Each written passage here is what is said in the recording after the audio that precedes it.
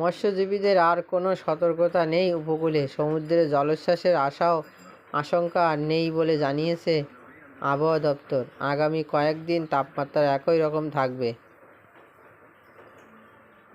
এদিকে রবিবারের পর তাপমাত্রা বাড়বে।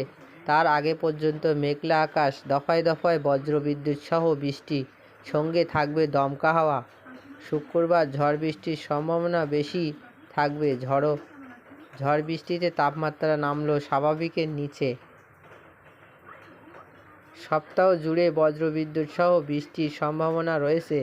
রবিবারের পর বৃষ্টির পরিমাণ কমবে। বুধবার দক্ষিণবঙ্গের বিভিন্ন জেলায় বিক্ষিপ্তভাবে বজ্রবিদ্যুৎ সহ বৃষ্টির সম্ভাবনা থাকবে।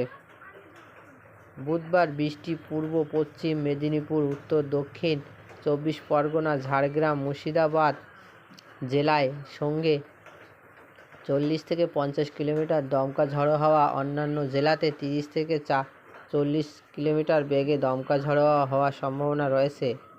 বৃহস্পতিবার দক্ষিণবঙ্গের সব জেলাতেই 30 থেকে 40 কিলোমিটার বেগে দমকা ঝড়ো হাওয়া, বজ্রবিদ্যুৎ সহ হালকা থেকে মাঝারি বৃষ্টি হবে।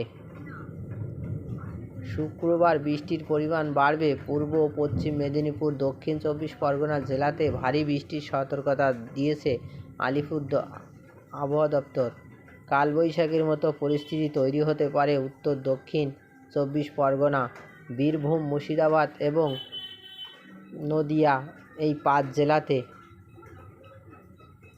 বজ্রবিদ্যুৎ সহ বিক্ষিপ্তভাবে হালকা মাঝারি বৃষ্টির সঙ্গে 60 কিলোমিটার গতিবেগে দমকা ঝড়ো হাওয়া হতে পারে এই জেলাগুলিতে।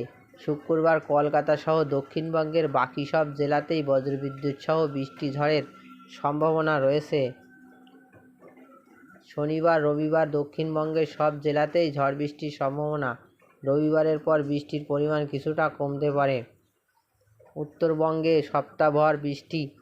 উত্তরবঙ্গের 8 জেলাতেই বজ্রবিদ্যুৎ সহ কয়েক পশলা বৃষ্টির সঙ্গে দমকা ঝড়ো হাওয়ার গতিবেগ 30 থেকে 40 কিলোমিটার পর্যন্ত হতে পারে বিক্ষিপ্তভাবে কয়েকটি জায়গায়। উত্তরবঙ্গের সব জেলাতেই বজ্রবিদ্যুৎ সহ বৃষ্টি চলবে শুক্রবার পর্যন্ত। শনিবারের পর বৃষ্টির পরিমাণ কমতে পারে বলে ইঙ্গিত আবহাওয়া দপ্তরের। Rafiquzzaman, RM news.